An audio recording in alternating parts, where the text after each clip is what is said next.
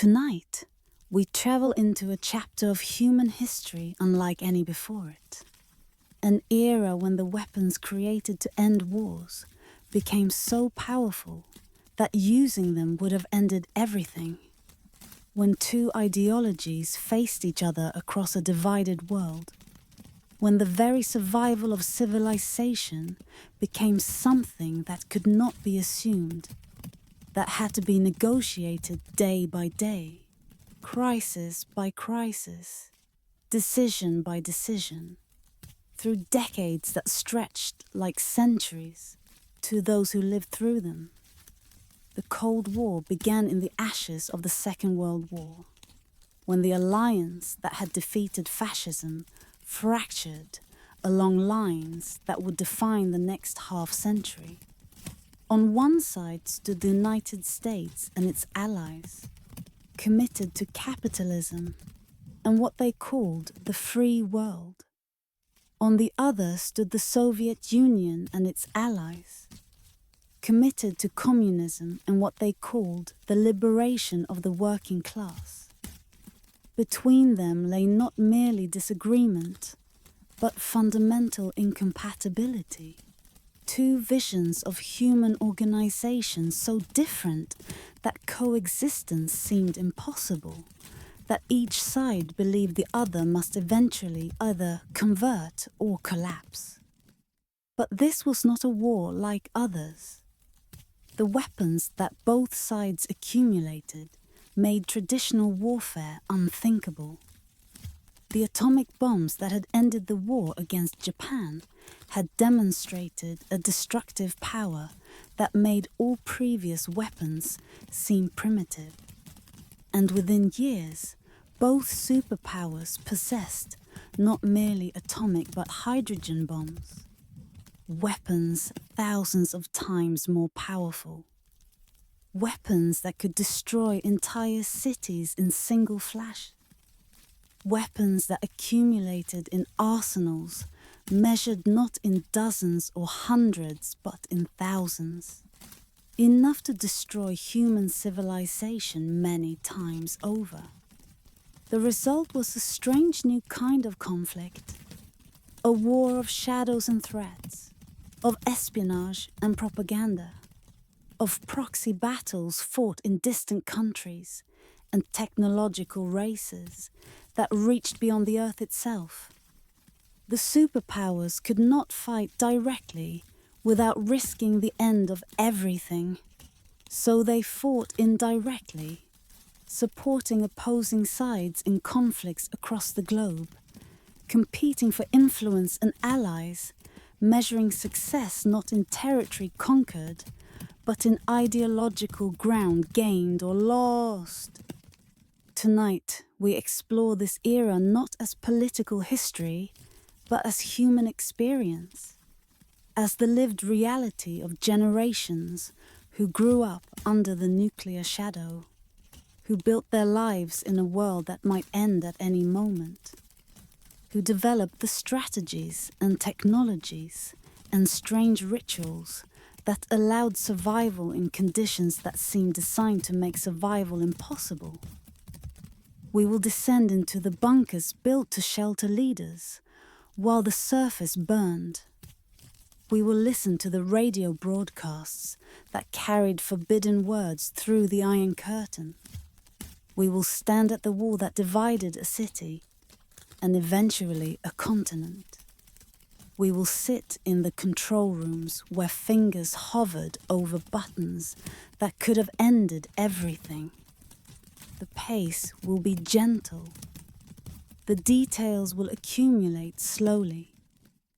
Some chapters will take us into command centers, others into ordinary homes where families practiced drills they knew could not save them.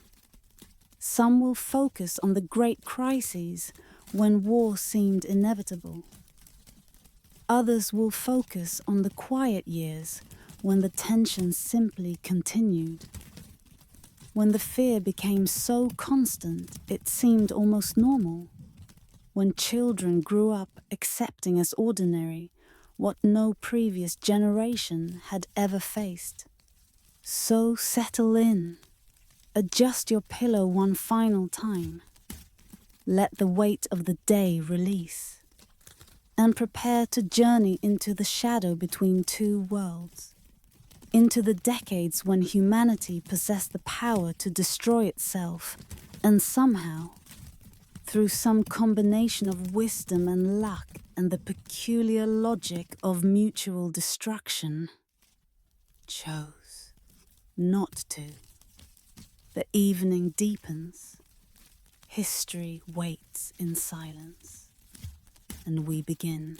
In the autumn of 1961, when leaves fell gold across a wounded continent, and the summer's warmth still lingered in the stones of ancient streets, a barrier rose through the heart of a sleeping city, not of sacred stone or temple purpose, but of wire and concrete, and the terrible mathematics of fear.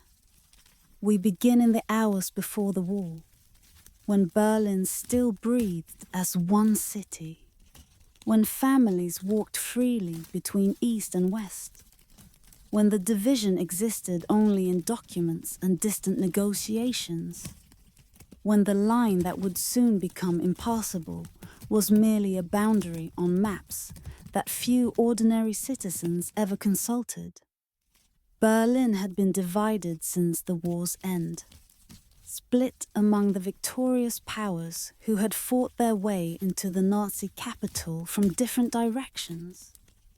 The western sectors, controlled by America and Britain and France, had merged into a single zone, while the eastern sector remained under Soviet control.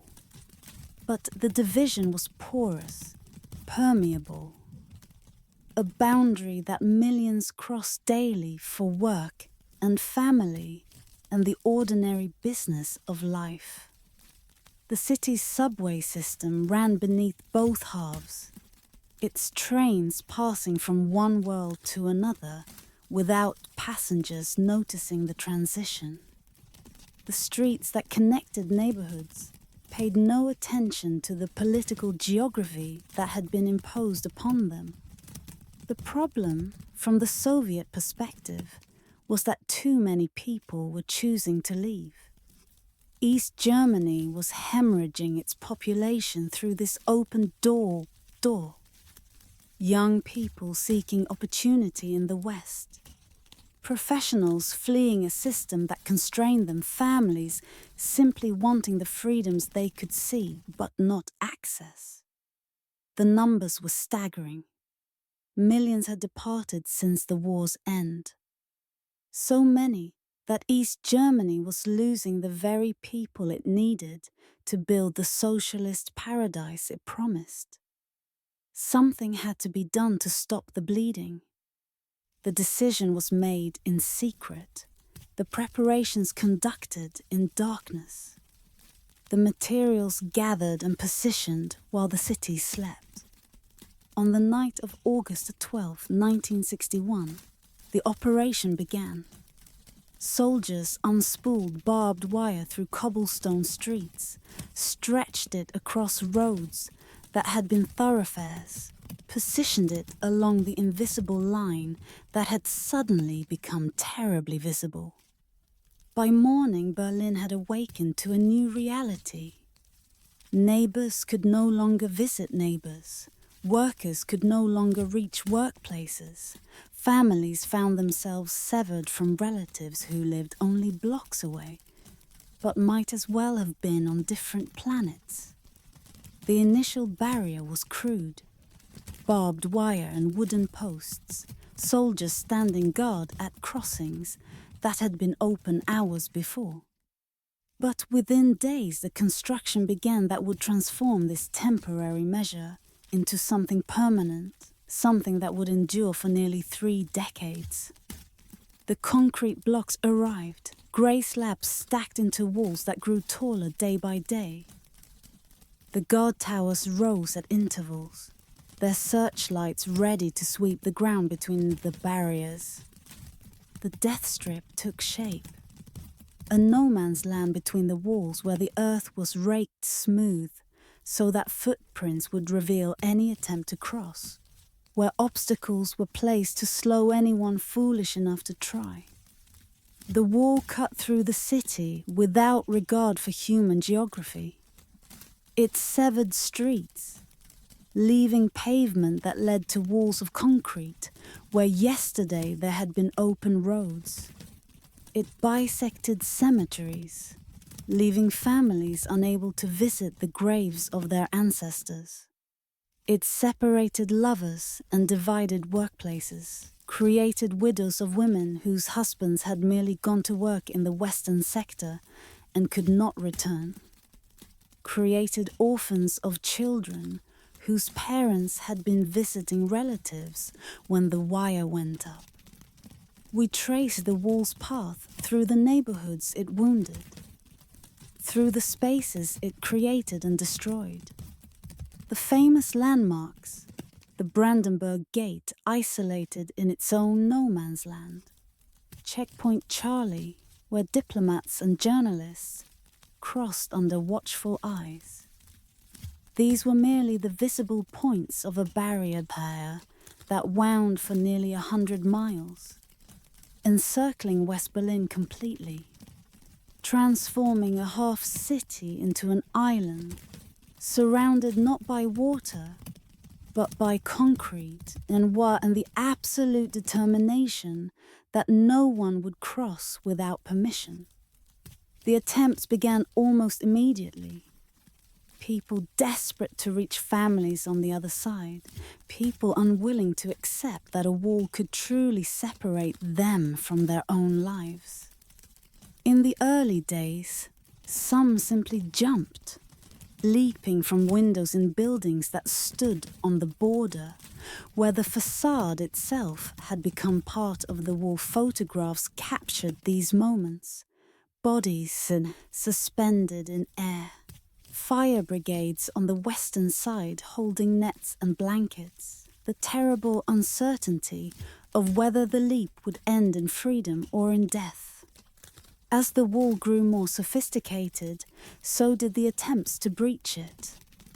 Tunnels were dug through the sandy Berlin soil, passages of desperate hope carved through earth that remembered when it was not prison.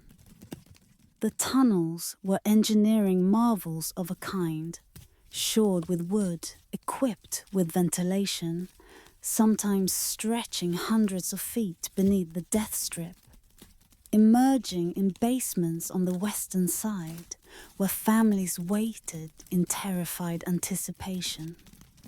Some succeeded, delivering dozens of people to freedom. Others were discovered, their diggers arrested, and their intended passengers captured before they could descend into the darkness that might have delivered them. People hid in vehicles modified with secret compartments, spaces barely large enough to hold a human body, concealed beneath engine blocks or within specially constructed fuel tanks. The border guards developed techniques to detect these hidden passengers, probing with mirrors and listening devices, the cat and mouse game evolving constantly. Some made it through, others were discovered, their drivers arrested, their passengers returned to the world they had tried so desperately to escape.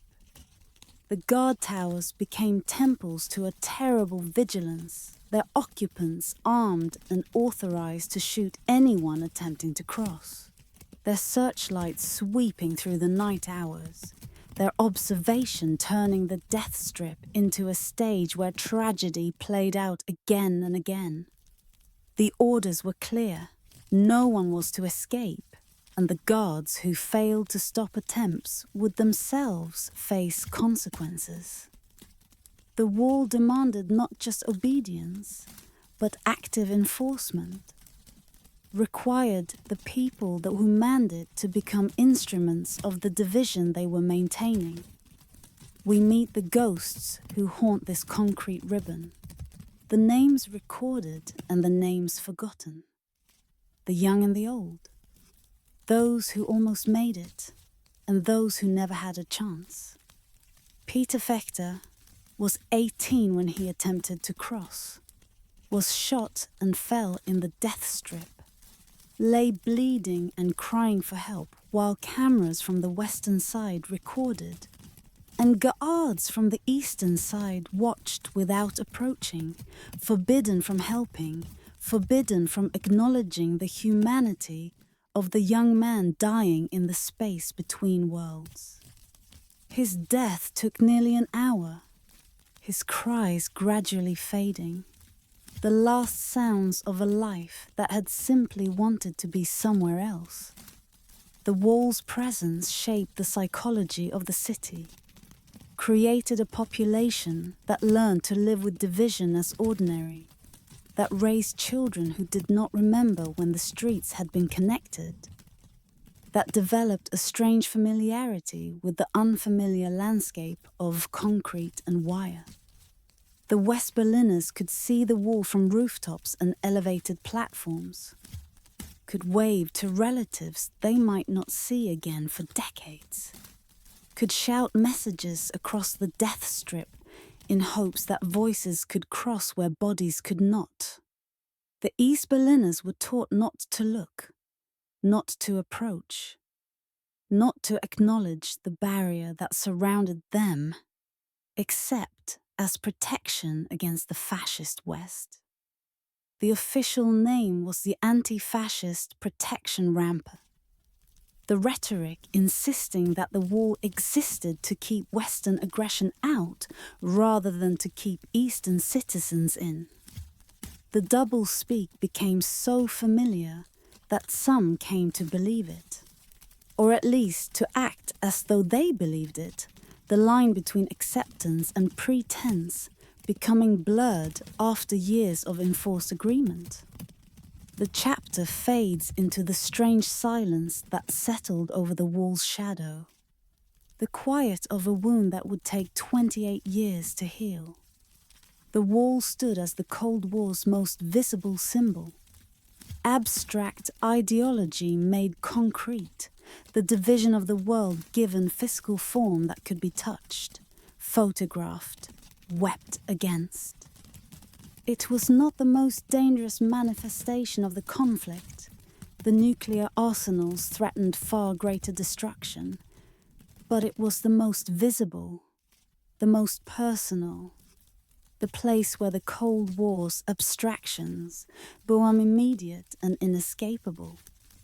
A city that had learned to sleep divided, waiting for the morning that would finally, decades later, bring the sound of hammers against concrete, the sound of a wall coming down, deep within granite mountains, in chambers carved by hands that worked in classified silence, in spaces that appear on no public maps and whose existence was denied for decades.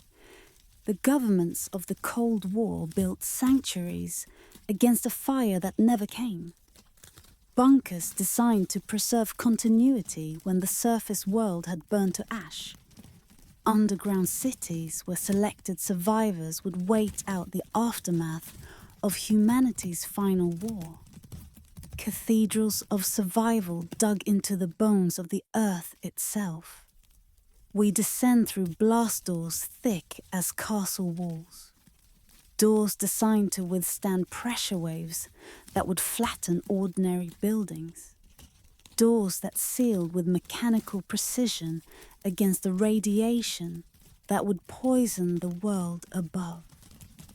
The corridors beyond are lit with fluorescent light that has no relationship to the sun, that maintains its constant glow regardless of whether the surface is experiencing day or night, summer or nuclear winter. The air is filtered, recycled, maintained at temperatures and humidity levels that human comfort requires. A completely artificial environment created to sustain life when the natural environment had become hostile to all life. The bunker beneath Cheyenne Mountain in Colorado was carved from granite that had formed hundreds of millions of years before humanity existed. Rock chosen for its hardness, its resistance to shock, its ability to absorb the forces that would be unleashed by nuclear detonation. The excavation removed nearly 700,000 tons of stone, creating chambers large enough to hold buildings. Buildings that were themselves mounted on massive springs to absorb the shaking that would accompany any near miss. The complex contained its own power generation, its own water supply, its own air filtration. Everything needed to function as an independent civilization, while the civilization above ceased to exist. The purpose was continuation, the maintenance of command and control during and after nuclear attack, the preservation of the ability to coordinate response, even when the cities that had issued orders were gone. The screens that lined the walls displayed tracking information from radar stations and satellites, the constant monitoring of Soviet missiles that might at any moment transform from theoretical threat to actual trajectory. The officers who staffed these rooms practiced responses to attacks that they hoped would never come, rehearsing scenarios that would have meant the end of the world they knew. Similar facilities existed throughout the Soviet Union. Bunkers beneath the Ural Mountains, command centers in the outskirts of Moscow, underground cities whose populations would have measured in thousands. The Soviet facilities were generally deeper, more extensive, reflecting a defensive philosophy that assumed attack was inevitable and survival required preparation beyond anything the Americans planned. Some of these complexes could house entire government ministries, could sustain populations for years, could maintain the machinery of the state even as the state's surface manifestations were being vaporized. We explore the mathematics of survival they calculated, equations that reduced human needs to numbers, that determined how much water per person per day would maintain life, how many calories would prevent starvation, how much air circulation would prevent suffocation, how thick the concrete must be to stop radiation from seeping through.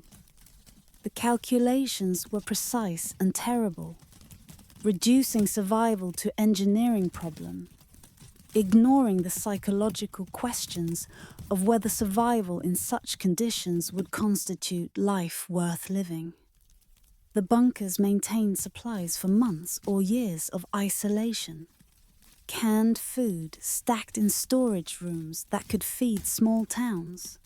Water tanks that held millions of gallons.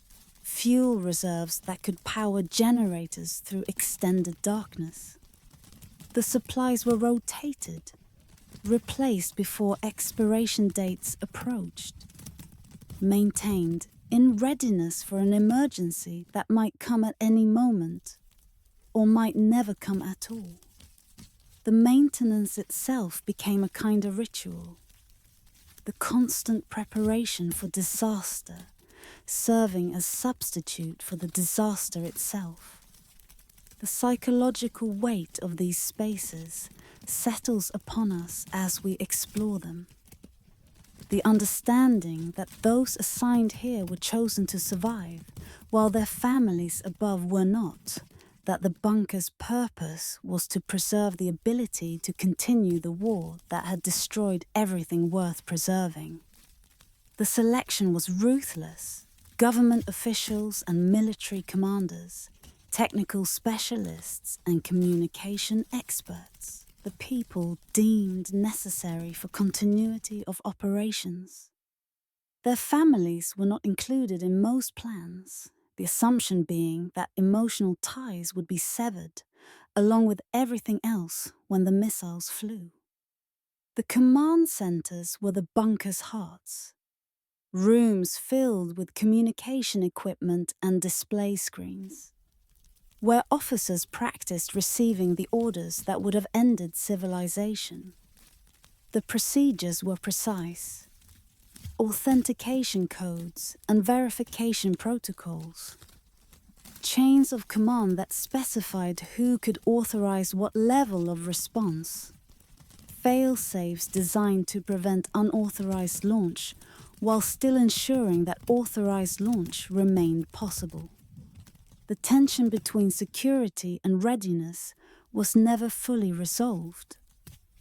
The systems always containing the possibility of error that could trigger catastrophe or failure that could prevent response.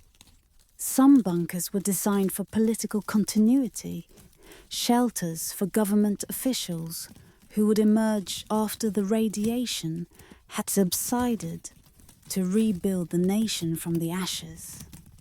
These facilities maintained records and documents, preserved the institutional memory that would be needed to reconstitute government, stored the artifacts of civilization that would be needed to remember what had been lost. The assumption underlying these preparations was optimistic in a strange way. The belief that something would survive, that rebuilding would be possible, that the destruction would not be total. Other bunkers served purely military functions, command posts for coordinating retaliation, communication nodes for maintaining contact with surviving forces, control centers for the weapons that would be launched in response to attack. These facilities were designed for shorter-term survival, their purpose completed once the missiles had been launched. Their occupants' fate after that essentially irrelevant to their mission. We sit in the command centers where officers would have received orders that history never delivered, where buttons remained unpressed through decade after decade of readiness, where the Cold War's terrible logic reached its purest expression. The logic was simple in theory, complex in practice. The certainty of mutual destruction was supposed to prevent attack. The guarantee that aggression would mean the end of the aggressor serving as deterrent more powerful than any defense could provide. But the logic required that the destruction actually be carried out if deterrence failed. Required that the people in these bunkers be willing to end the world in retaliation for its ending. The exercises were constant. Simulations of attack scenarios, practice runs through launch procedures, testing of communication systems and verification protocols. The exercises maintained readiness while also maintaining the psychological conditioning necessary for people to perform their roles if the moment ever came. The repetition normalized the unthinkable, transformed apocalypse into procedure, made the end of civilization a matter of following steps in proper sequence. The bunkers remained staffed throughout the Cold War decades, their populations rotating through tours of duty that meant living underground for weeks or months at a time, separated from families and sunlight and the ordinary rhythms of life. The experience was disorienting. The constant artificial light, the recycled air, the knowledge of what the facility was designed for creating a constant low-level anxiety that never quite became terror and never quite faded into comfort.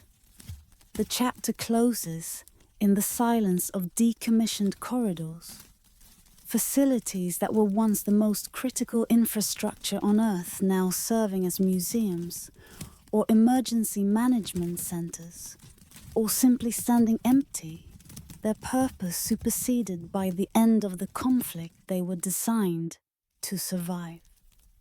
The massive blast doors that were once tested regularly now stand permanently open. The screens that once displayed missile tracks now show nothing. The supplies that were once constantly rotated have been removed or allowed to expire. But some facilities remain active, their purposes adapted to new threats, but their essential nature unchanged. Places where continuity of government would be maintained if catastrophe struck, where selected officials would retreat while the surface world dealt with whatever disaster had arrived. The Cold War created infrastructure that outlasted its original purpose. Bunkers that exist as insurance against possibilities that have not disappeared.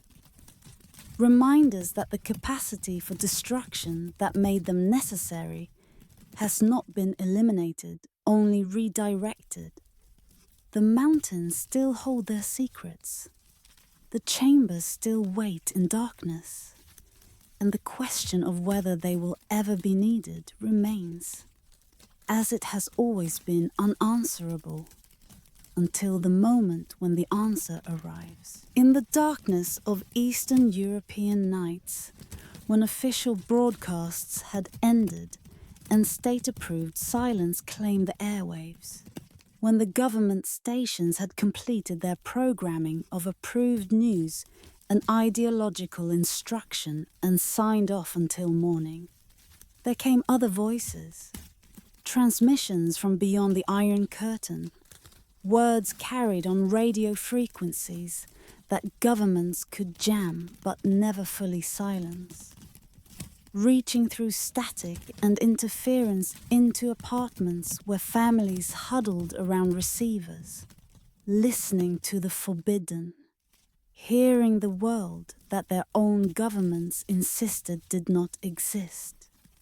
We tune into Radio Free Europe, into Voice of America, into the BBC World Service, understanding that during the Cold War, information itself became weapon and refuge, that truth broadcast from distant towers could matter as much as missiles in silos, that words could cross borders that armies could not breach.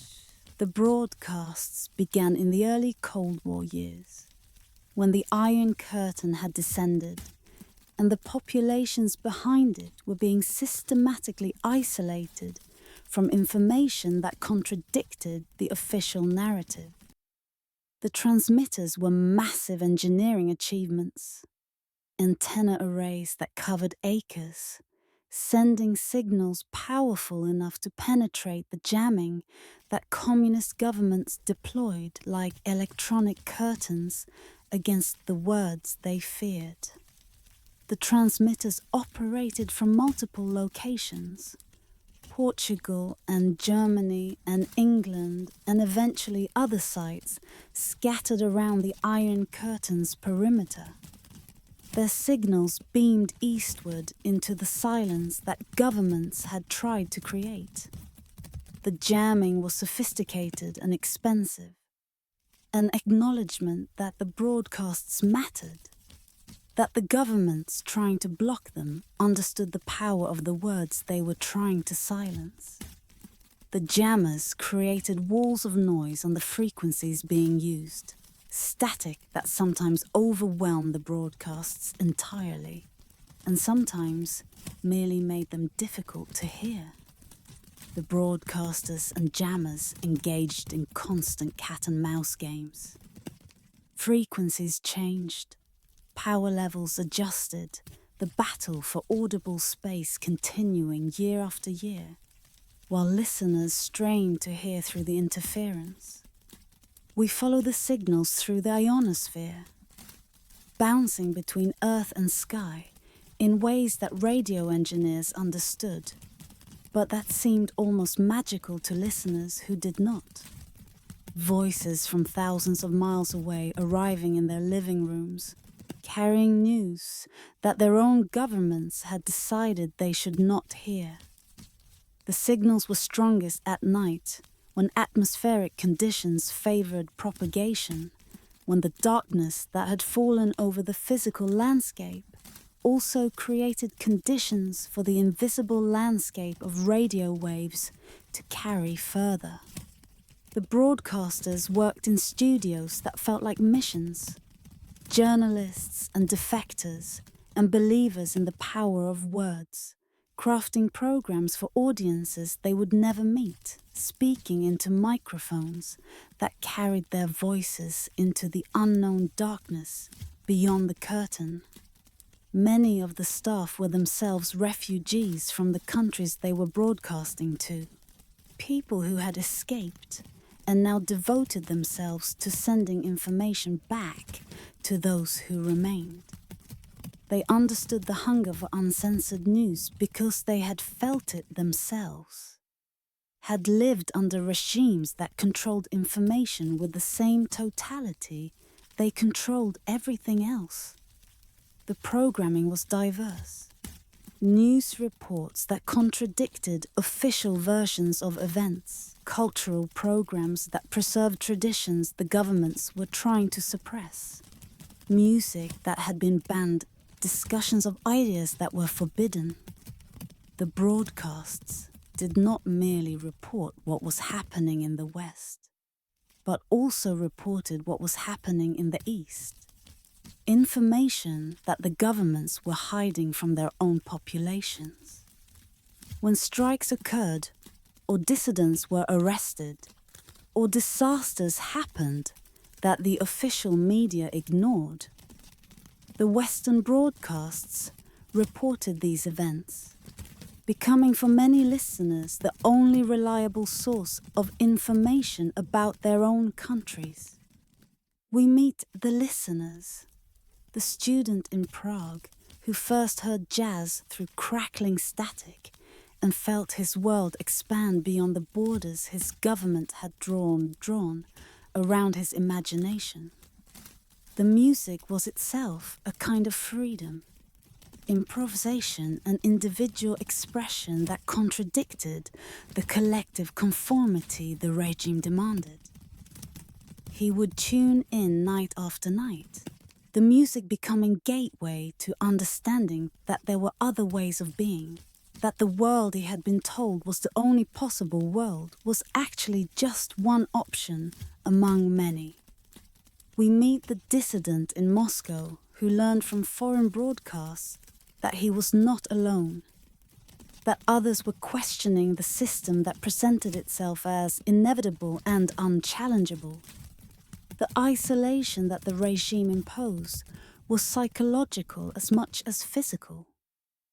The sense that everyone accepted the official reality, that questioning it was personal aberration rather than reasonable response to obvious contradictions.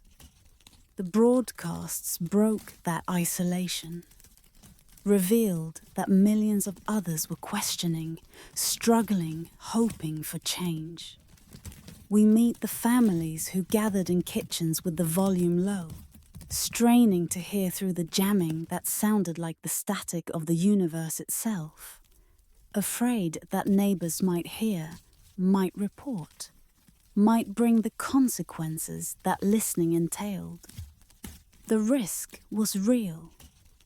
Possession of shortwave radios capable of receiving foreign broadcasts was sometimes restricted, and listening to foreign broadcasts could bring official attention that ranged from career consequences to imprisonment.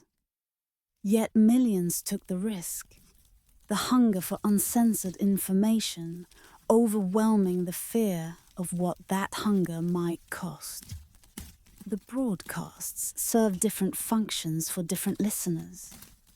For some, they were windows into the world beyond the curtain, descriptions of life in countries they might never visit, news of events their own media ignored, evidence that the West described by their propaganda did not match the West that actually existed. For others, they were lifelines of hope, reminders that the current situation was not permanent, that change was possible, that the regimes that seemed so permanent were actually fragile, dependent on isolation and fear that information could erode. The governments understood the threat and responded accordingly. The jamming was one response, but there were others. Campaigns to discredit the broadcasts as propaganda, harsh penalties for those caught listening, the constant reinforcement of the message that foreign voices were enemies is speaking lies designed to undermine the socialist achievements that should inspire only gratitude. The intensity of the response was itself evidence of the broadcast's effectiveness. Governments do not expend enormous resources jamming signals that no one listens to or that have no effect. The broadcasters accumulated small victories over decades, shifts in public opinion that could be traced to information they had provided. Dissidents who cited the broadcasts as sources of courage, movements that organized using networks that had first learnt of each other through radio. The broadcasts alone did not bring down the communist governments, but they contributed to the erosion of the isolation on which those governments depended, helped create the conditions in which change became possible. The chapter fades into the frequencies where these voices still echo in imagination. The ghost broadcasts of a divided world reaching through time toward ears that still remember leaning close to hear the forbidden. The stations continue to operate today. Their targets shifted to new audiences behind new curtains, their mission adapted, but essentially unchanged. The belief that information matters, that truth has power, that words broadcast into darkness can reach those who need to hear them. The static has faded, the jamming has ceased in the places where it once roared. But the memory remains of nights when voices from far away carried hope through the interference, when listening was an act of resistance, when radio waves carried freedom across borders that seemed impassable. In October 1962, for 13 days that stretched like centuries, the world balanced on the edge of ending. A crisis born when American reconnaissance planes photographed missile sites rising from Cuban soil. When two superpowers pointed enough weapons at each other to destroy civilization several times over. When humanity came closer to nuclear war than before or since. When the fate of everything rested on decisions made by a handful of men in rooms that seemed too small for choices so vast. We enter the crisis slowly, as the world entered it through the grainy photographs that changed everything. Images taken from aircraft flying miles above the Cuban landscape. Images that required expert interpretation to reveal the terrible truth they contained. The analysts studied the shadows and shapes, compared them to known Soviet equipment, traced the patterns of construction that matched missile installations elsewhere. The conclusion was inescapable. The Soviet Union was placing nuclear missiles capable of reaching American cities on an island 90 miles from Florida's coast. The strategic implications were severe. The existing balance of nuclear terror depended on both sides having time to verify attacks before responding.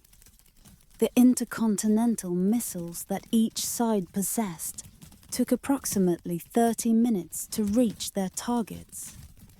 Time that could be used to confirm that attack was real, rather than malfunction or misunderstanding. Missiles from Cuba could reach Washington in 5 minutes, reach most of the eastern United States in 10.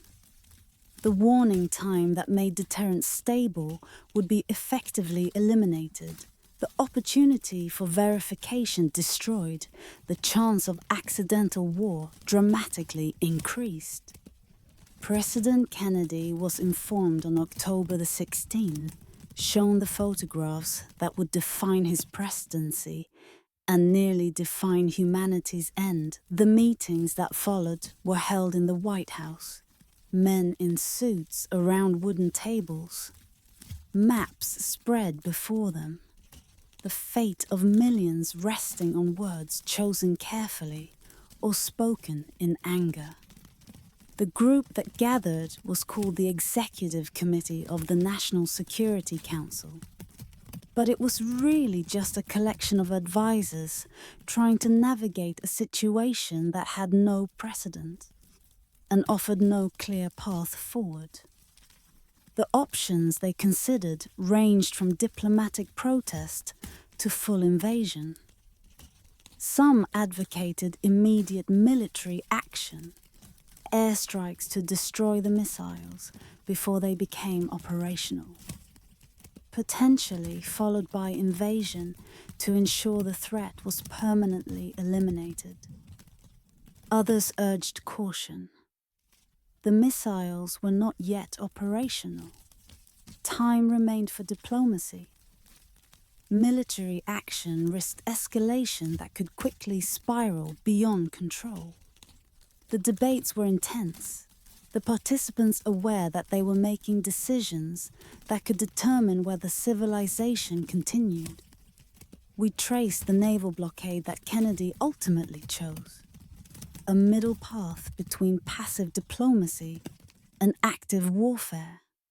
A line drawn across Caribbean waters that would stop Soviet ships carrying additional missiles while not directly attacking Soviet forces or Cuban territory.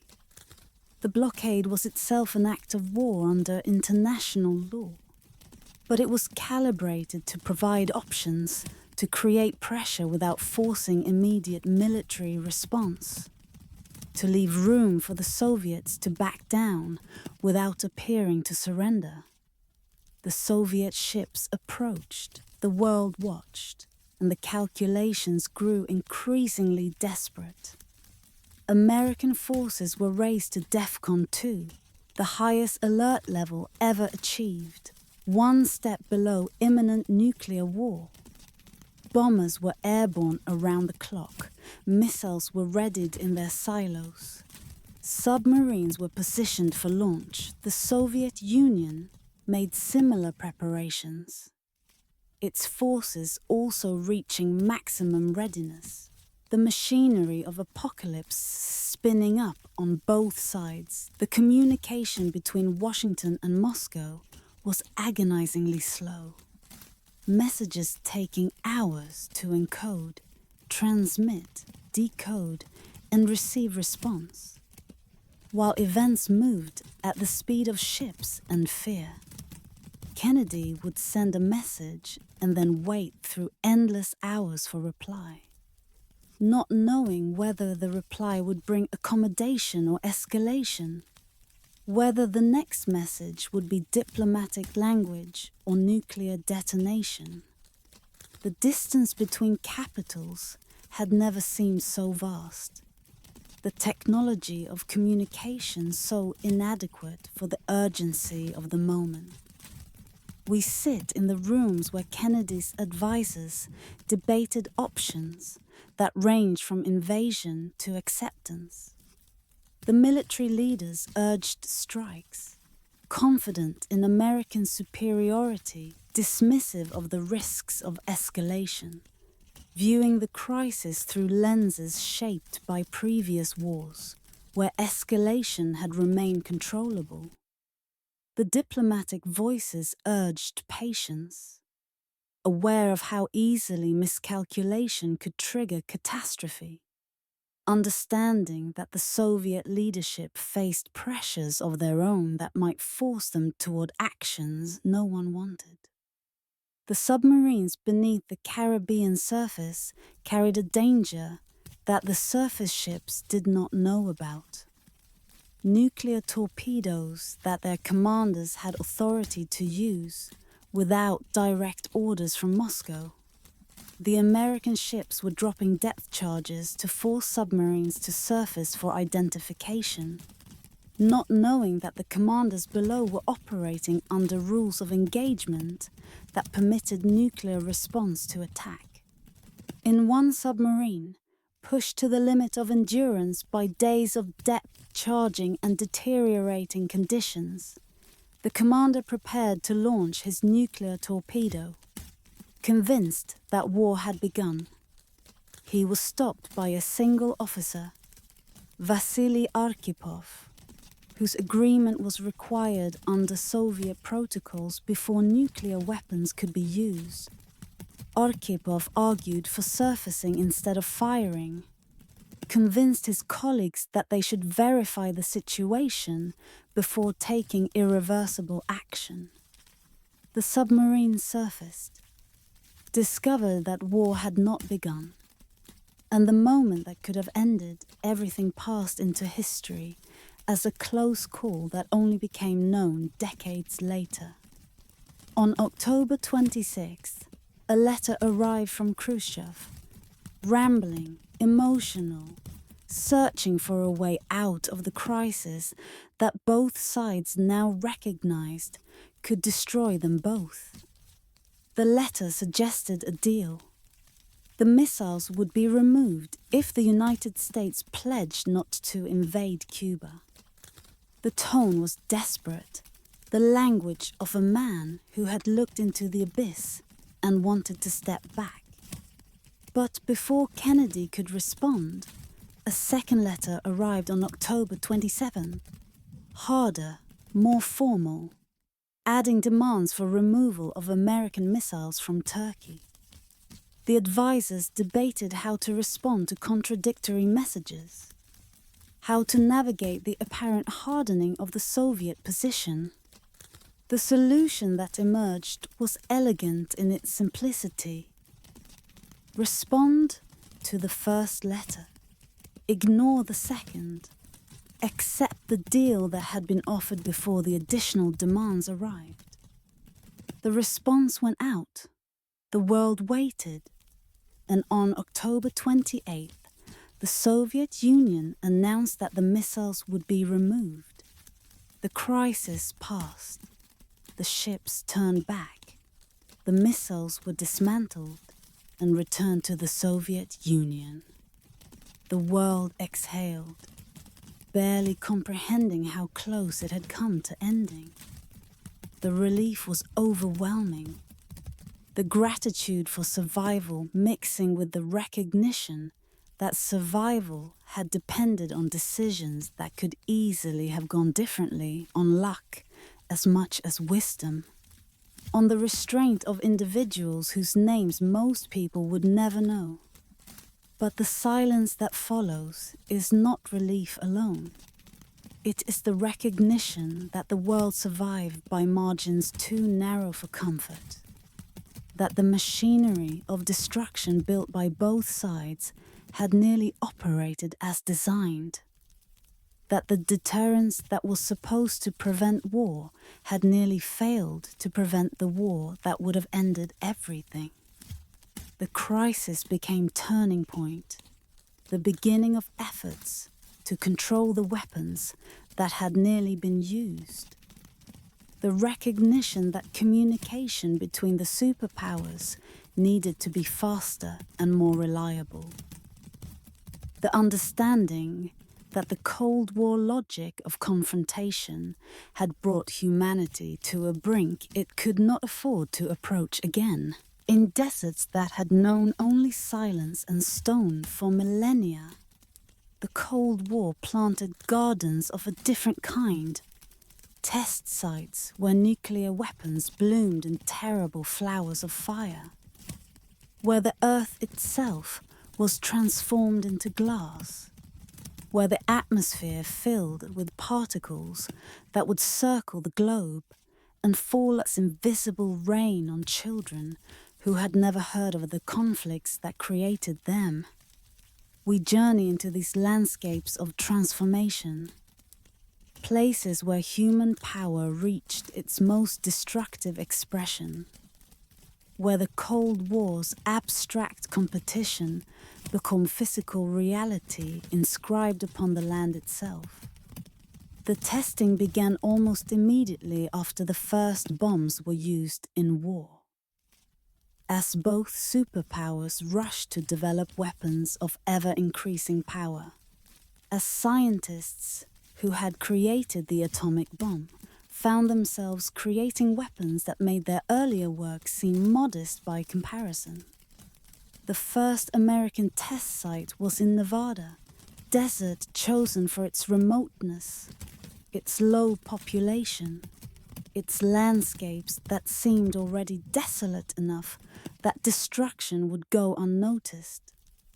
The first Soviet test site was in Kazakhstan, similarly remote, similarly sparsely populated, similarly treated as sacrifice zone for achievements deemed more important than the land or its people.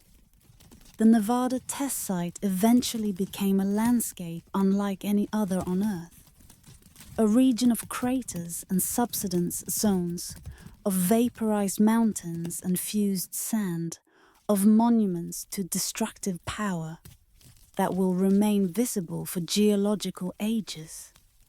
The testing began above ground, mushroom clouds rising into desert skies, shock waves radiating outward across the basin, heat pulses that could be felt miles away, light flashes visible in cities hundreds of miles distant. Las Vegas, just 65 miles away, became an unlikely spectator to the atomic age. Tourists gathered on rooftops to watch the distant flashes, casinos, scheduled entertainment around announced test times. Postcards were printed featuring mushroom clouds as though they were natural wonders worth commemorating. The tests became tourist attractions. The power they demonstrated a source of civic pride rather than existential terror, the relationship between the weapons and the destruction they were designed to cause somehow disconnected in the public imagination. But the tests were not merely spectacles, they were experiments, systematic explorations of what nuclear weapons could do and how they could be made more effective. The weapons were detonated at different altitudes to measure the effects of airburst versus groundburst.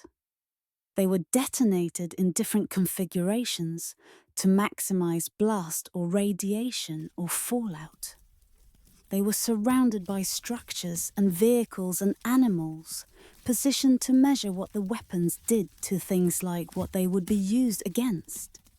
Bridges and buildings, tanks and aircraft, livestock positioned at measured distances to serve as surrogates for the human targets the weapons were designed to destroy. The above-ground testing released radiation that did not stay in the desert, that rode the winds across the continent and around the world, that fell on communities that had never consented to Servia's experiment. The downwind populations, ranchers and farmers in Nevada and Utah, communities that happened to be in the path of the prevailing winds, received doses of radiation that would later be linked to elevated cancer rates, to thyroid abnormalities, to suffering that was dismissed or denied for decades before being acknowledged. We traveled to Semipalatinsk in the Soviet steppes, where the testing was hidden from the world, but not from the local populations who lived downwind and downstream. The Soviet testing program was even more secretive than the American one, its effects on local populations even less acknowledged. its scale eventually exceeding anything the Americans conducted. The polygon, as the test site was called, saw hundreds of detonations over 4 decades, creating a landscape of craters and contamination that will remain hazardous for centuries. The nearby villages were not evacuated, they were studied. The Soviet scientists wanted to understand the effects of radiation on human populations, and the villagers provided unwilling subjects for observation. The elevated cancer rates, the birth defects, the generational effects that appeared in children born to parents who had been exposed, all were documented, analyzed, filed away in classified archives, while the populations affected received neither acknowledgement nor treatment. The hydrogen bomb tests took the destruction to another scale entirely. The first American hydrogen bomb detonated in 1952, completely vaporized the island on which it was placed, leaving only a crater on the ocean floor where land had been. The Soviet Union responded with its own hydrogen tests, including the largest nuclear detonation in history, the Tsar Bombardski, 50 megatons of explosive force, a weapon so powerful that its designers had deliberately reduced its yield from the theoretically possible 100 megatons, because they feared even they could not control what they had created. The atmospheric testing eventually became untenable, not because of the destruction at the test sites, but because of the contamination that spread globally. Radioactive fallout was detected in milk consumed by children on other continents, was measured in the bones of people who had never approached a test site, was accumulating in the environment in ways that transcended the Cold War divisions that had created it. The Limited Test Ban Treaty of 1963 pushed testing underground, hiding it from cameras but not eliminating it, continuing the competition beneath the surface rather than above it. The underground tests created their own landscapes, subsidence craters where the earth collapsed into the voids created by vaporized rock, circular depressions that pocked the desert floor like the marks of enormous impacts. The underground tests continued for decades.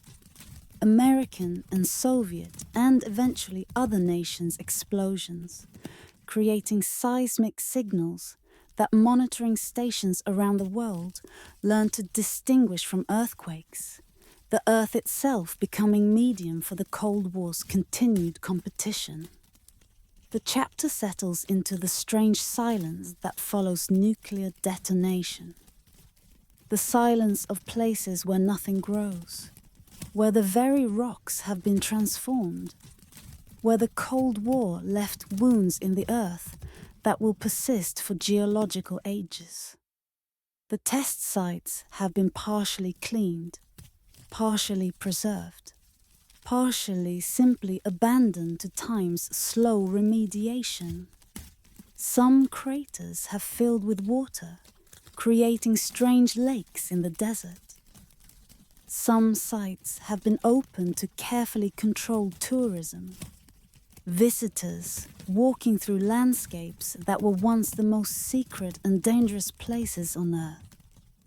The monuments remain, not monuments to victory or achievement, but monuments to human power exercised without wisdom, to the capacity for destruction that exceeded the capacity to understand consequences, to the Cold War logic that required building weapons too terrible to use, and then testing them hundreds of times to ensure they would work if used. The gardens of the atoms still bloom in their terrible way. Radioactive isotopes decaying according to their own schedules, half-lives measured in years or decades or millennia.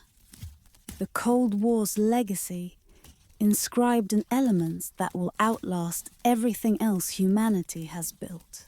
Between the two worlds that the Cold War created, there moved figures who belonged to neither and served both. The spies who crossed borders carrying secrets that could shift the balance of power, who lived double lives so completely that their own families never suspected, who operated in shadows where trust was impossible and betrayal was profession, where the only certainty was uncertainty itself.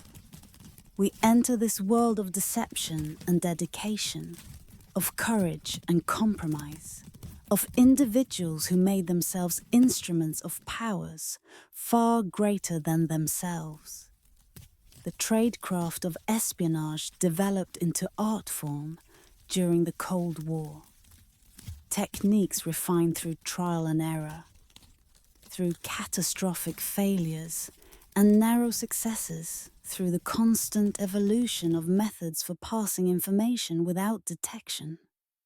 The dead drop was fundamental, a location known to both agent and handler where messages could be left and retrieved without the two ever meeting. A hollow stone in a park, a gap behind a loose brick, a magnetic container attached beneath a bridge. The agent would mark a signal, chalk on a lamppost, a particular arrangement of objects in a window, indicating that material had been deposited, and the handler would retrieve it hours or days later, the two linked by routine rather than encounter.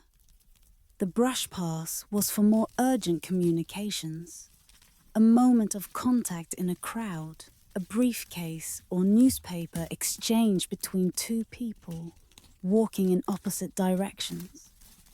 The transfer completed in seconds before either could be observed. The technique required practice, coordination, and the ability to seem casual while executing precisely choreographed movements. The skill to continue walking as though nothing had happened while carrying secrets that could bring execution if discovered. The safe houses scattered across both sides of the Iron Curtain served as refuges and operational bases. Apartments that appeared ordinary from outside but were equipped for the extraordinary work conducted within. Some were used for meetings that could not happen in public, for debriefings that lasted through nights, for the careful extraction of information from sources who might be telling truth or telling lies, or telling mixtures of both that had to be carefully untangled. We meet the spies who defined the era, figures whose names became famous when their secrets were revealed, whose lives became the stuff of novels and films that could never quite capture the reality of existing between worlds.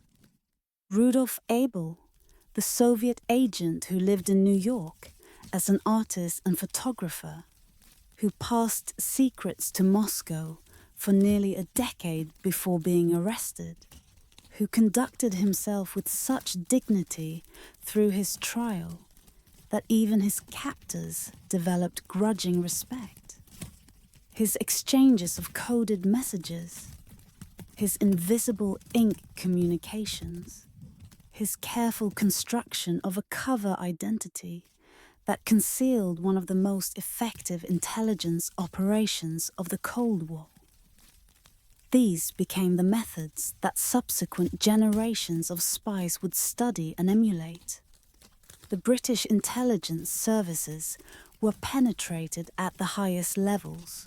The Cambridge Five, recruited as students, rising to positions of enormous responsibility while passing everything they learned to Soviet handlers.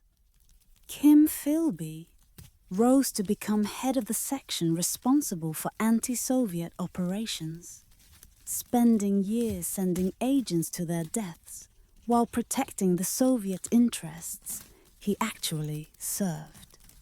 The betrayal was so complete, so sustained, so damaging that its revelation shattered confidence in institutions that had believed themselves impenetrable.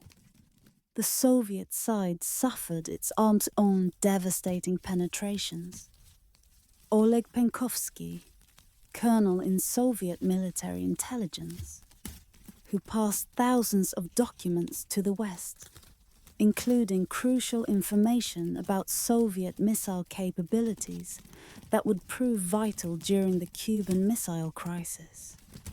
Penkovsky's motives were complex.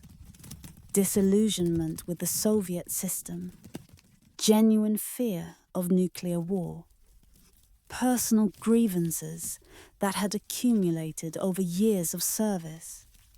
His information may have helped prevent catastrophe, but his reward was execution when he was eventually discovered.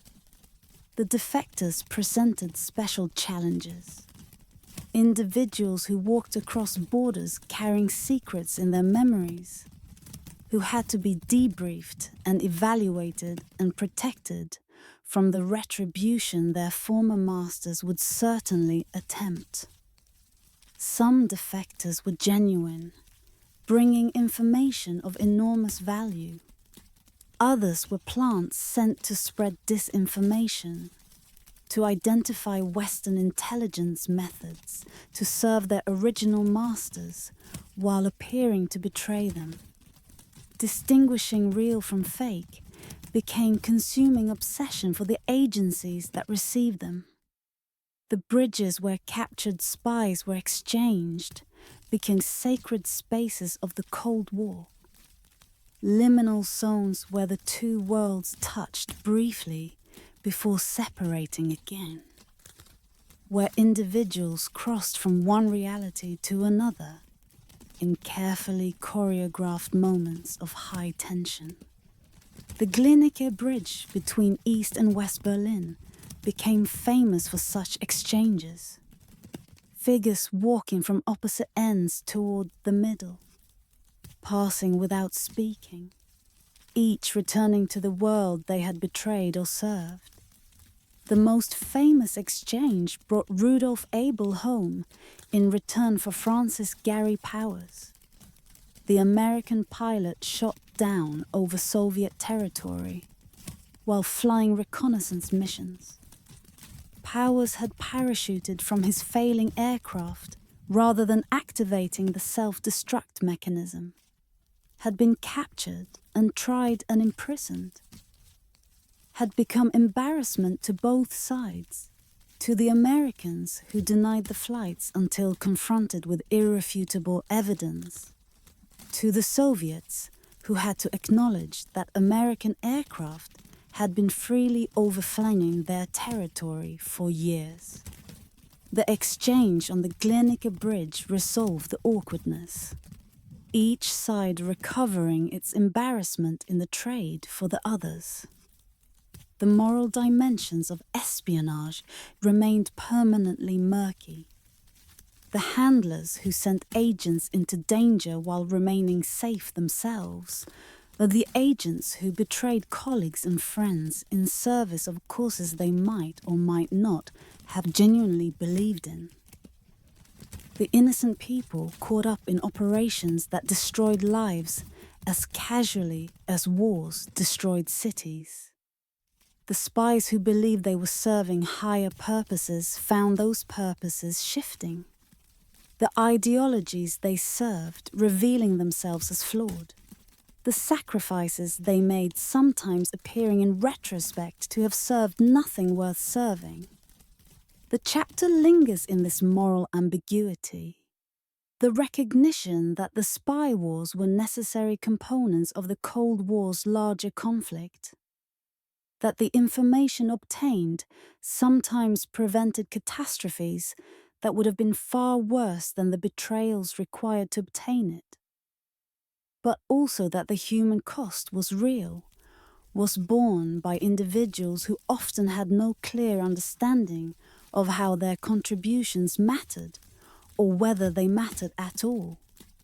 The silence here is the silence of deception, the quiet spaces between the words that were never spoken truthfully, the permanent uncertainty about what was real and what was performance, who was loyal and who was waiting for the moment to betray. The bridges still stand. The tradecraft has evolved into new technologies, but the essential reality remains. Nations seeking to know each other's secrets, individuals willing to risk everything to obtain or protect them. The shadow war continuing beneath the surface of whatever peace the daylight world believes it has achieved. While the Cold War divided the Earth, it also propelled humanity toward the stars. A competition that began with beeping satellites and culminated with footprints on lunar dust, that transformed rivals into reluctant partners in extending human reach beyond the planet that contained their conflict. We lift off from the gravity of earthbound concerns into the realm where the Cold War's competition achieved something that transcended competition itself, where the race for supremacy became a journey toward wonder that belonged to no nation but to the species entire. The beginning was a sphere the size of a beach ball, a metal shell containing a radio transmitter and batteries, circling the Earth every 96 minutes while broadcasting signals that anyone with a shortwave receiver could hear. Sputnik, launched by the Soviet Union in October 1957, was technically simple, but its implications were profound. The same rockets that could lift a satellite could lift a nuclear warhead. The nation that controlled space controlled the high ground of any future conflict. The technology that had seemed safely theoretical was suddenly, audibly, visibly real. The American response was initially humiliating. Rockets exploding on launch pads, satellites failing to reach orbit, the technological superiority that Americans had assumed suddenly revealed as assumption rather than fact. The Soviet successes continued. The first animal in orbit, the first probe to impact the moon, the first photographs of the moon's far side. Achievement after achievement, establishing a lead that seemed insurmountable. Then came Yuri Gagarin, the first human being to leave the planet, to see the Earth as a sphere hanging in the blackness, to experience weightlessness in orbit, to return and describe what no poet had ever witnessed because no human being had ever seen it. His single orbit on April the 12th, 1961, lasted less than 2 hours, but it transformed human history as fundamentally as any event before it. We were no longer bound to the surface. We could leave. The American response came from President Kennedy, who declared that the United States would land a man on the moon before the decade ended. The goal was explicitly competitive, a target chosen not because the moon was scientifically optimal, but because it was far enough that the Soviet lead could be overcome, dramatic enough that achievement would be unmistakable, difficult enough that success would demonstrate clear superiority. The space race was transformed from series of incremental achievements into single-focused objective that would consume national resources and attention for the remainder of the decade. The Mercury program proved that Americans could survive in orbit. the Gemini program developed the techniques that would be needed for lunar missions, rendezvous and docking, spacewalks, long-duration flights that tested human endurance in the environment of space. Each mission built toward the ultimate objective. Each success and failure contributing knowledge that would eventually enable the crossing that no one had ever made. The Soviet program continued its achievements, but increasingly focused on different objectives. Stations in orbit, long-duration missions, the accumulation of experience in the environment where humans would eventually live and work. These seemed more valuable to Soviet planners than the single dramatic gesture of a moon landing. The resources that America was concentrating on Apollo were never matched by Soviet commitment to their own lunar program, which proceeded in secret, suffered catastrophic failures, and was eventually abandoned without acknowledgement. We sit in the control rooms where engineers stared at screens during critical moments, where the data streams from spacecraft in transit represented human lives hanging in the balance, where the margin between success and disaster was measured in numbers that flickered across displays. The flight controllers worked in shifts that blurred day and night, monitoring every system, calculating every contingency, carrying responsibility for outcomes that the whole world would witness. The deaths were part of the story. Cosmonauts who died in accidents that were hidden from the world. Astronauts who burned in a capsule fire during a routine test. The sacrifice that the competition demanded. The Apollo 1 fire killed 3 astronauts before they ever left the ground. Revealed flaws in design and procedure that had to be addressed before the program could continue. The disaster delayed the schedule, but strengthened the resolve. The lessons learned incorporated into the vehicles that would eventually succeed. Apollo 11 lifted off in July 1969, carrying 3 men toward a destination that humanity had dreamed of reaching since first noticing the silver light in the night sky. The journey took 3 days. The spacecraft growing smaller in Earth's sky, while the moon grew larger ahead. The familiar becoming distant, while the distant became destination. The lunar module descended on the 4th day, its fuel running low as Armstrong searched for a landing spot free of boulders. The final moments of the descent among the most tense in human history. The landing itself was anticlimactic, a gentle settling onto grey dust, a confirmation that systems were stable, a pause before the next step that would matter more than any step before it.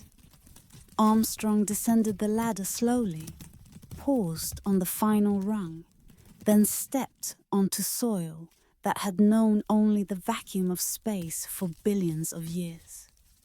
The words he spoke were heard by hundreds of millions. The footprint he left will remain visible for millions of years. The achievement transcended the competition that had made it possible. The chapter settles on this moment. The recognition that the Cold War's rivalry had produced something that belonged to no nation. That the competition for supremacy had resulted in achievement that enhanced all humanity. That the flags planted on lunar surface would eventually fade, while the accomplishment they marked would endure as long as humanity remembered anything. The astronauts who walked on the moon reported a transformation in perspective. Seeing the Earth from that distance, small and fragile against the blackness, the borders that divided nations invisible, the conflicts that consumed such energy seeming suddenly petty against the vastness that surrounded them. The space race continued in diminished form. More landings, then none. Stations in orbit, probes to distant planets. The competition evolving into something closer to cooperation as the superpowers recognized that space was too expensive for rivalry to sustain. The culmination came in 1975 when American and Soviet spacecraft docked in orbit, their crews shaking hands through connecting hatches. The enemies becoming partners in a realm where national differences seemed less important than shared human achievement. The silence here is the silence of space itself, the void that received human visitors and will keep their artifacts for epochs beyond imagining. The emptiness that the Cold War's competition compelled humanity to enter, and that may eventually become humanity's permanent home. The race toward distant light became journey beyond competition, achievement that outlasted the conflict that generated it, monument to what humans could accomplish when they devoted themselves fully to reaching beyond their limitations, even when their motives were as tangled as the motives of the Cold War always were. In the aftermath of the Cuban Missile Crisis, when the world had glimpsed how close it had come to ending, when the leaders who had navigated the crisis recognized that communication failures had nearly proved fatal, there appeared a new kind of connection, a direct link between Washington and Moscow that could bypass the delays of diplomatic channels, that could carry words between the two men who held the power to end civilization, a lifeline against the miscalculation that had nearly proved catastrophic. The hotline was never actually a telephone, though popular imagination pictured a red phone sitting on presidential desks, awaiting emergency calls. The reality was more mundane. Teletype machines capable of transmitting written messages, selected because writing could be translated and considered more carefully than spoken words, because the written record would prevent the misunderstandings that verbal communication might create, because leaders addressing the possibility of nuclear war needed precision more than they needed speed.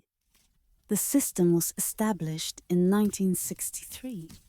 The technical agreements negotiated through diplomatic channels, while engineers planned the actual implementation. The primary circuit ran from Washington through London and Copenhagen to Moscow. The secondary circuit ran through Tangier. The redundancy, ensuring that communication could continue even if one path failed.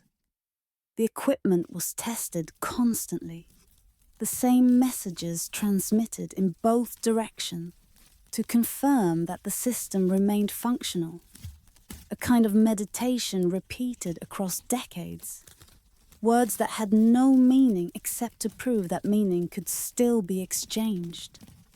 The first actual use came during the Six-Day War in 1967, when the Soviet Union wanted to clarify its intentions as conflict erupted in the Middle East, when the risk of superpower involvement in regional conflict made direct communication between Washington and Moscow essential.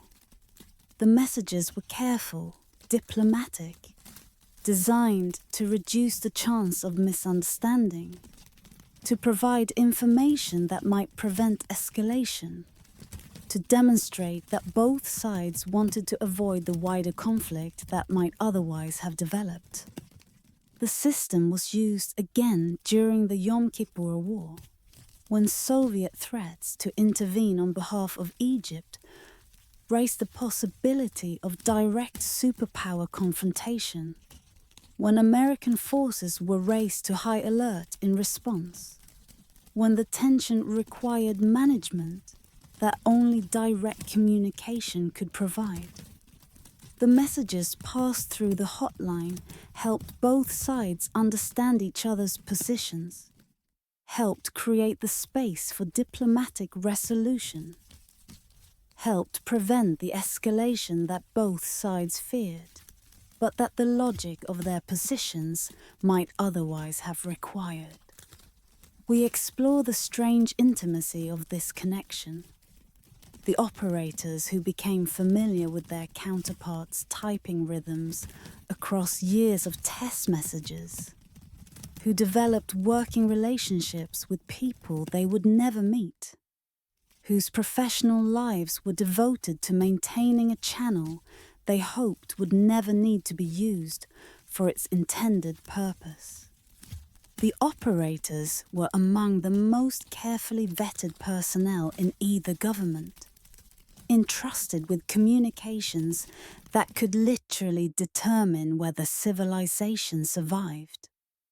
The technology evolved over decades, from teletype to fax to eventually fiber optic cables carrying digital communications. Each upgrade improved reliability and speed, reduced the chance of technical failure at crucial moments, but the fundamental purpose remained unchanged, ensuring that the leaders of the two superpowers could communicate directly when circumstances required, that no delay in transmission could contribute to the catastrophe that delay might otherwise cause. The hotline was symbol as well as system, evidence that even enemies could recognize shared interests, that even in the depths of the Cold War, there existed common ground that both sides needed to maintain. The system represented the minimum cooperation necessary for mutual survival. The acknowledgement that however much the superpowers might oppose each other, they shared a commitment to avoiding the outcome that neither could survive. The messages that passed through the system were never made public in real time, but some have been declassified decades later, revealing the careful language that leaders use when addressing the possibility of nuclear war. The tone was formal, diplomatic, stripped of the rhetoric that each side used when addressing domestic audiences. The messages sought clarity rather than advantage, understanding rather than victory, the recognition that in nuclear crisis there were no victories available, only varieties of disaster to be avoided. The chapter lingers in the silence between transmissions, the held breath waiting for response, the hope that communication could prevent the catastrophe that seemed always possible. The operators sitting at their machines, waiting for test messages or actual communications, maintained a kind of vigil, presence that was essential even when nothing was happening, readiness that could never relax, because the need might arise at any moment without warning.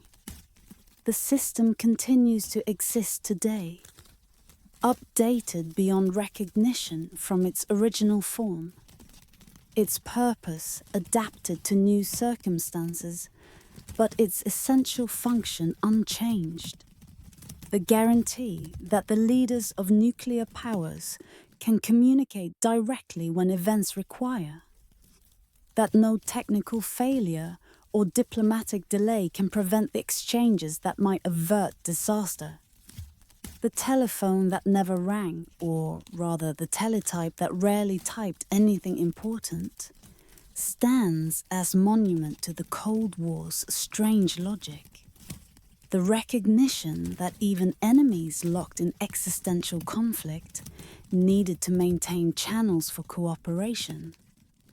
that the competition for survival required collaboration on survival itself in schoolrooms across America and the Soviet Union, in the ordinary spaces where children learned arithmetic and reading and the skills they would need for lives they were not certain they would live.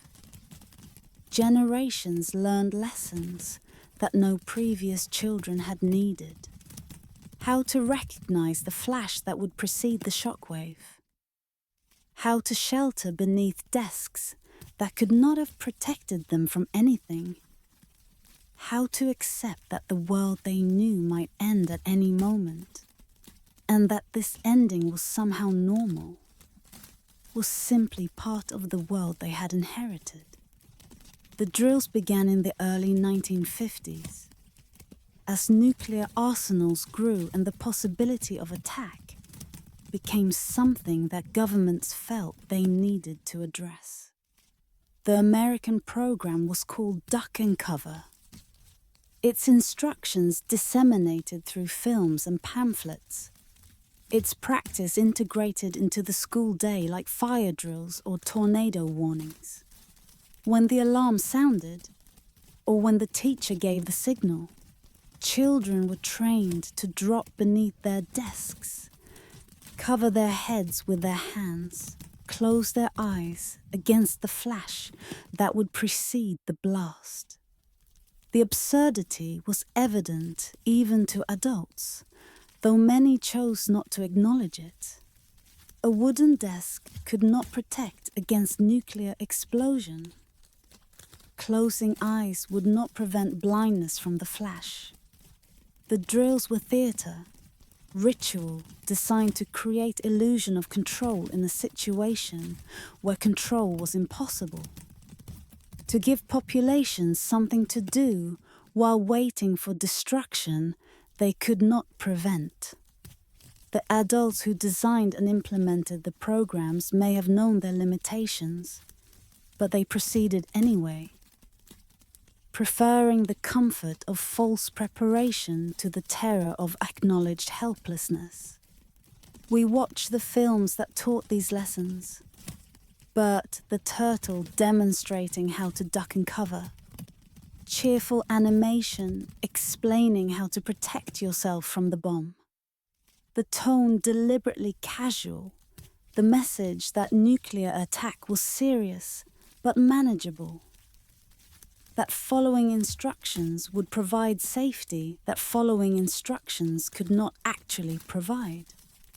The films were shown in schools across America, became shared cultural experience for entire generations, created memories that remain vivid decades later. The psychological weight of growing up under the nuclear shadow shaped these generations in ways that are still being understood. Children lay awake wondering if morning would come. Imagined the flash and the blast, absorbed their parents' fears, and transformed them into nightmares that recurred across decades. The anxiety was ambient, was background radiation of a different kind, was the steady recognition that the world might end before homework was completed, before summer vacation arrived, before adulthood was reached. The Soviet children experienced their own version of preparation, drills that taught them to don gas masks, to march in orderly lines toward shelters, to accept that the capitalist enemy across the ocean was constantly plotting their destruction. The rhetoric was different, the enemy named differently, but the underlying message was the same. Nuclear war was possible, perhaps imminent, and the children must be prepared to survive it. The survival preparation was as inadequate as the American version, but it served similar psychological functions, creating illusion of control where none existed. The fallout shelter movement represented private preparation for public catastrophe. Families building backyard bunkers, stocking them with provisions, practicing the routines that would be followed when the sirens sounded. The government encouraged this preparation, published pamphlets explaining how to construct shelters, how much water to store per person per day, how long food would need to last before it would be safe to emerge. The shelters ranged from elaborate underground structures to converted basements, from expensive professional installations to improvised constructions made from whatever materials were available. The shelters raised moral questions that the preparation literature rarely addressed. Who would be admitted when the crisis came? Whether neighbors who had not prepared deserved to share the supplies of those who had. Whether weapons should be stockpiled to defend against desperate survivors who might seek shelter in structures not designed for them. The ethics of survival in apocalypse were never satisfactorily resolved. The guidance offered by authorities, contradictory and incomplete, the reality that planning for nuclear war required contemplating situations where normal moral rules might not apply. The shelters were mostly unused, except for storage, their supplies slowly expiring on shelves, their purpose gradually forgotten as decades passed. Without the war, they were designed to survive. The children who had drilled grew into adults who no longer crouched beneath desks, but the lessons they had absorbed remained. The understanding that the world could end, that safety was provisional, that the future was never guaranteed.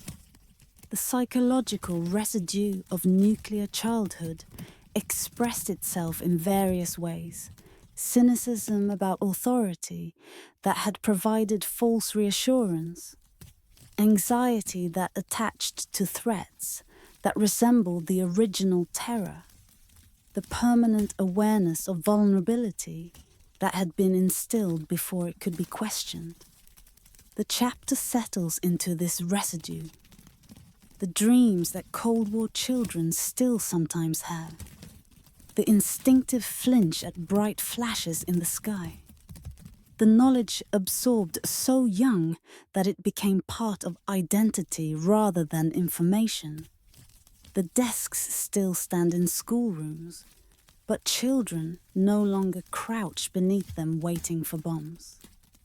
The drills have ended. The films are historical artifacts.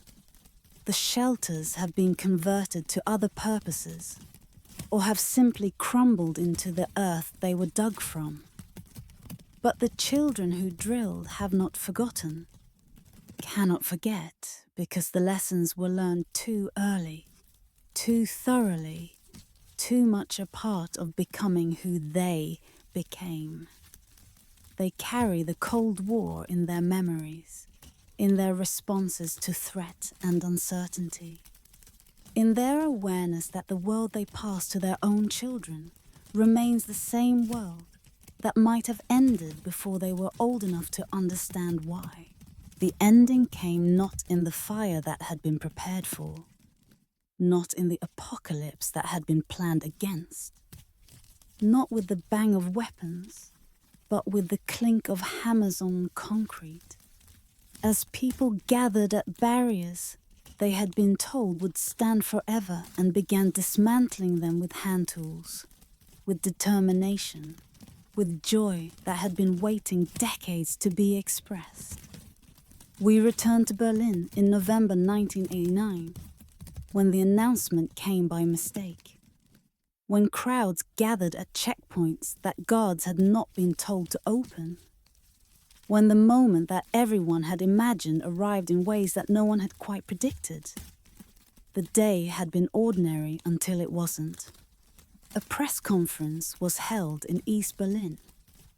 A government spokesman reading announcements about relaxed travel restrictions, responding to a reporter's question about when the new rules would take effect. Immediately, without delay, Sadat, not realizing that he was changing history with words he had not been authorized to speak, that his impromptu answer would be broadcast to millions who would act on it before the government could clarify or retract. The crowds began gathering at the checkpoints as evening fell. At Bornholmerstrasse and other crossing points where the phone had stood for 28 years, where guards had been trained to prevent exactly this kind of gathering. The crowds grew larger, the mood uncertain. Would the guards enforce the rules that had always been enforced? Or would something different happen? Something that had never happened before? The guards at Bornholmerstrasse made the decision that changed everything. Overwhelmed by numbers they could not control, confused by orders that had not arrived, perhaps simply tired of manning a barrier that suddenly seemed absurd, they opened the gates. The crowd surged through, crossing from east to west for the first time in most of their lives, embracing strangers on the other side, weeping with the release of tension that had lasted longer than many of them had been alive. The news spread and more checkpoints opened. The guards at each making similar calculations. That resistance was impossible. That the moment had arrived. That whatever happened next, the old order was already gone. Through the night, thousands crossed and recrossed, many making the journey simply to prove it could be made, to see the other side they had glimpsed from a distance for so long, to verify that the impossible had actually become real. The physical dismantling began almost immediately. People with hammers and chisels attacking concrete that had seemed permanent, chipping away pieces that would become souvenirs, eventually selling for significant sums as fragments of history. Proof that the individual had been present when the wall came down. The official demolition came later. Cranes and bulldozers removing what hand tools had begun. But the symbolic destruction had already been accomplished by ordinary people with ordinary tools, proving that what governments had built, people could dismantle. We traced the cascade that followed, the communist governments of Eastern Europe falling one after another, the systems that had seemed permanent revealing themselves as hollow, the populations that had been taught to accept the existing order, discovering that the order had lost the will to maintain itself. Poland and Hungary had begun the changes before the wall fell. But the wall's fall accelerated everything, demonstrated that change was possible in ways that previous changes had not quite proven. The Soviet Union itself fragmented. The empire that had held together for decades dissolving into constituent republics that had never stopped remembering their separate identities. The process was mostly peaceful, remarkably so given the violence that had maintained the system. But it was also chaotic, creating uncertainties that would take decades to resolve, that remain unresolved in some places today. The intelligence agencies that had devoted decades to understanding the enemy found themselves without purpose, their expertise in Soviet intentions suddenly obsolete, their budgets questioned, their roles uncertain. The military plans that had been constantly refined, the preparations for conflict in the Fulda Gap, the contingencies for nuclear exchange, were suddenly documents of historical interest rather than operational guidance. The weapons remained in silos and submarines, but the enemy they were pointed at had ceased to exist. We sit with those who watched the changes, the dissidents who had spent decades in prison for beliefs that were suddenly mainstream, who found the world they had struggled to create arriving faster than they could absorb it. The true believers whose world had collapsed, who had devoted their lives to building something that had been swept away, who faced the choice of adapting to a reality they had opposed or becoming relics of a vanished order. The ordinary people who had simply wanted to cross a border, to visit relatives, to travel, and who suddenly could, the simplest wishes becoming possible after generations of impossibility. The chapter lingers in the strange silence that followed, the exhausted relief of those who had waited for apocalypse and received instead ordinary days, the uncertain peace of knowing that this particular threat had diminished, the recognition that the world had changed fundamentally, and that no one quite knew what the new world would become. The Cold War ended, not with the bang that had been prepared for, but with the whimper of systems that could no longer sustain themselves, with the discovery that barriers maintained for decades could fall in a night, with the revelation that the permanent was merely temporary, that had lasted longer than usual, in mountains and bunkers and facilities that remain classified even now, in places scattered across the nations that inherited the Cold War's arsenals. The weapons persist, diminished in number but not eliminated, maintained by technicians who inherited duties from predecessors who inherited them from the weapons' original creators, waiting in readiness for conflicts that may never come but cannot be ruled out. We descend into this inheritance, into the maintenance of apocalypse that continues decades after the conflict that created it ended.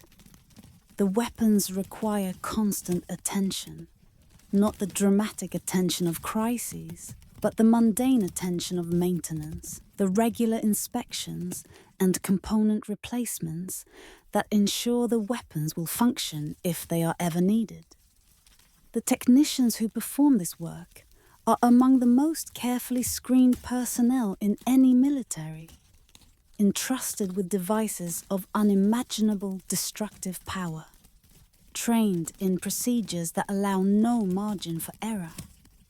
The facilities where nuclear weapons are stored combine maximum security with minimum visibility, installations that appear unremarkable from outside, that could be mistaken for ordinary military bases or industrial facilities that reveal their true purpose only to those with clearance to know. The weapons rest in specially designed storage, protected against accident and unauthorized access, maintained at temperatures and humidity levels that prevent deterioration, monitored constantly for any sign of problem. The missiles in their silos are descendants of the original designs, modernized repeatedly over decades, their guidance systems updated, their warheads refurbished, their fundamental purpose unchanged since they were first deployed during the Cold War's depths.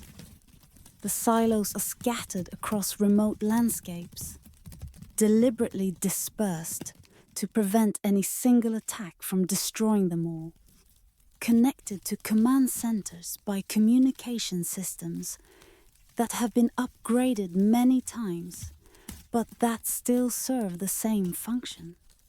To receive orders and to launch, the submarines still patrol deep waters, carrying enough firepower to devastate entire nations, maintaining the deterrence that once justified their existence.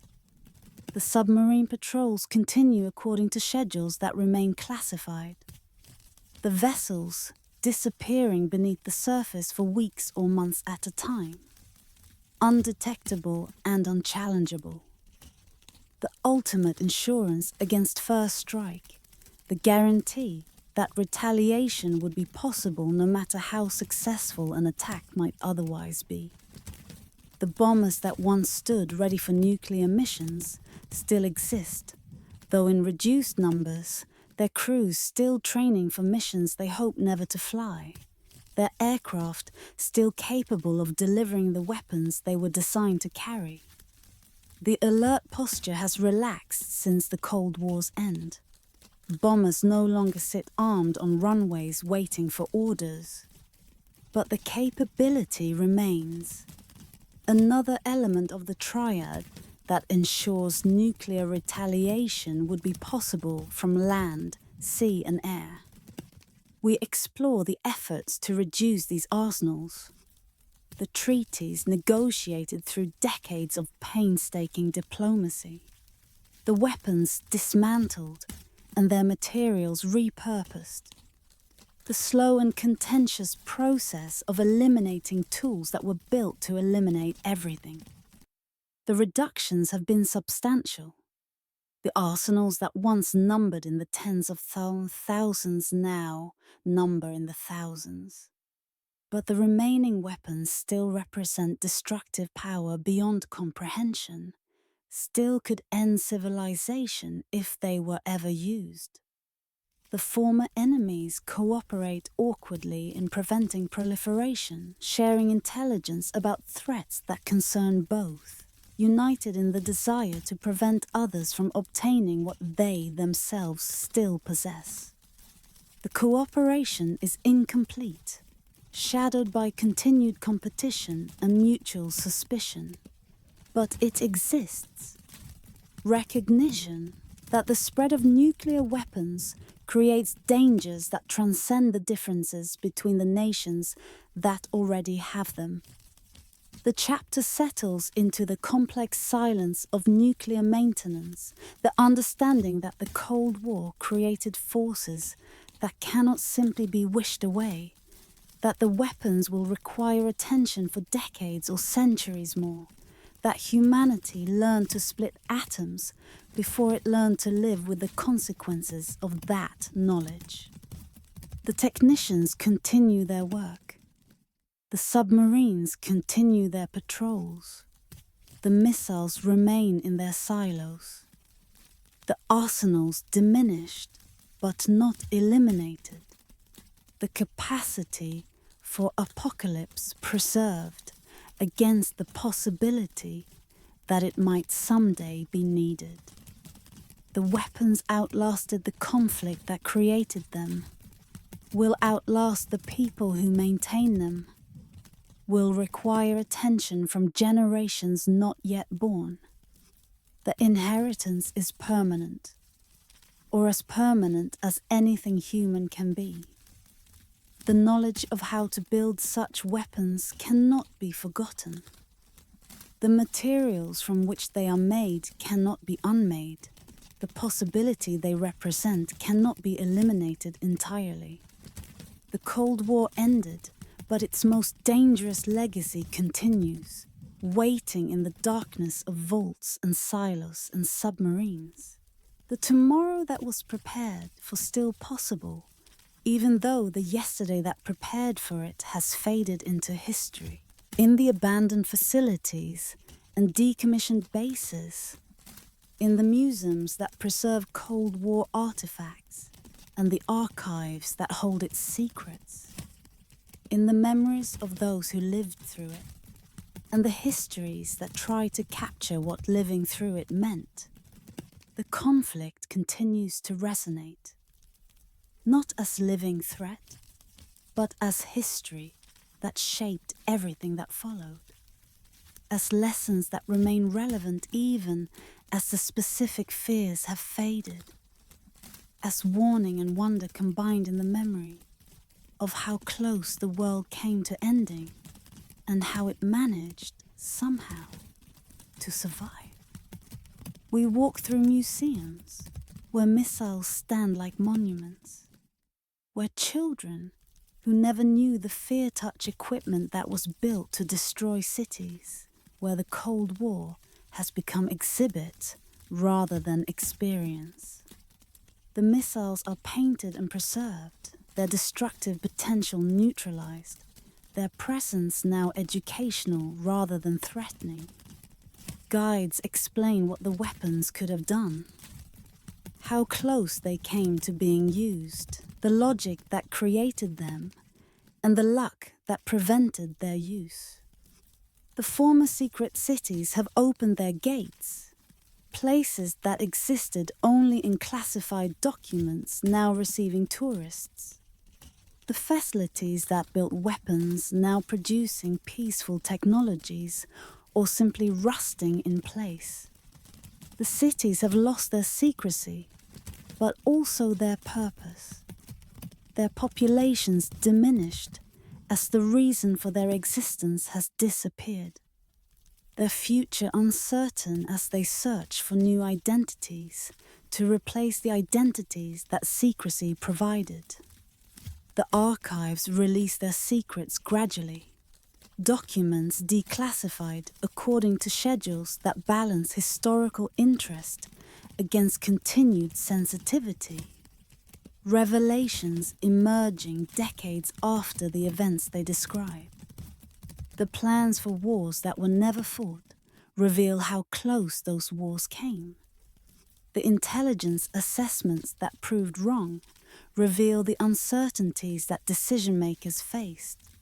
The communications that have been preserved reveal how decisions were made in moments when the wrong decision could have been fatal. The veterans of the Cold War grow fewer each year. The scientists who built the weapons, the soldiers who would have used them, the diplomats who negotiated their limits, the spies who lived double lives in service of their causes. Their memories fade into history, their experiences becoming material for historians rather than living knowledge. The direct connection to what the Cold War felt like, growing weaker as those who felt it pass away. The physical remnants decay according to their own schedules, the bunkers built for survival crumbling without the maintenance they were designed to receive. The surveillance installations losing their equipment to weather and vandalism. The borders that once divided the world becoming invisible as the structures that marked them disappear. Some remnants are preserved deliberately, maintained as memorials or museums, but most simply fade, returning to the landscapes from which they were built. The lessons remain contested. What the Cold War teaches about deterrence, about competition, about the risks and benefits of nuclear weapons, about the nature of ideological conflict. Different interpreters draw different conclusions, the history serving different purposes, depending on who is telling it. The same events supporting contradictory arguments about what they mean and what they teach. The chapter closes in the silence that falls after long struggles finally end. The exhausted relief of those who waited for apocalypse and received instead ordinary days. The strange peace of knowing that this particular threat has diminished. The sobering recognition that other threats have taken its place. The Cold War breathes its last in memory, in archive, in the dreams of those who lived through it, leaving behind a world shaped by its fears and somehow, despite everything, still here. The missiles have been dismantled or remain waiting. The walls have been torn down or stand as memorials. The spies have retired or died or been revealed. The children who drilled have become grandparents. The bunkers have been decommissioned or continue their vigil. The competition has ended or has been transformed into new competitions. The history is complete or continues to be written by the present's relationship to the past. The silence holds what words cannot quite capture. The 40 years of fear and preparation. The moments when everything almost ended. The strange normalcy of living under the nuclear shadow. The relief when the shadow lifted. The uncertainty about what the lifting meant.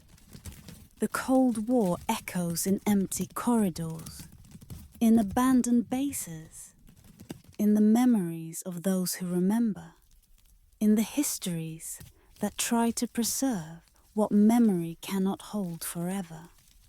The night deepens, the history settles into sleep, and we rest with the understanding that the world survived something that should perhaps have destroyed it. That the human capacity for destruction was matched, barely, by the human capacity for restraint. That the Cold War's ultimate lesson might simply be that we are still here, still capable of ending everything, still choosing day after day, not to. The echoes fade, the silence deepens, and history finally sleeps.